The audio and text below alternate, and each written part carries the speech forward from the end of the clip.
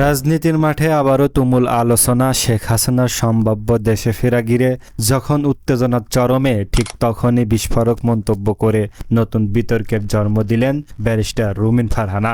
একটি বেসরকারি TV talk শোতে তিনি বলেন, শেখ হাসিনা শেষ পর্যন্ত দেশে ফিরবেন বলেই তিনি মনে করেন। তার ভাষ্য, শুধু নিজের জন্য নয়, আওয়ামী লীগ এবং দলটির কোটি কোটি নেতাকর্মীর কারণেও দেশে ফেরা তার জন্য রাজনৈতিকভাবে গুরুত্বপূর্ণ। রুমিন ফারহানা আরও দাবি করেন, শেখ হাসিনা যদি দেশে না ফেরেন তাহলে আওয়ামী লীগের ভবিষ্যৎ বড় ধরনের অনিশ্চয়তার মুখে পড়তে পারে।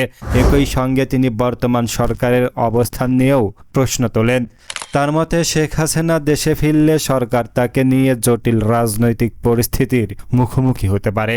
স্বরাষ্ট্রমন্ত্রীর সাম্প্রতিক বক্তব্যেরও কঠোর সমালোচনা করে তিনি বলেন, আইন শৃঙ্খলা পরিস্থিতির দিকে বেশি মনোযোগ দেওয়ার আহ্বান জানান তিনি।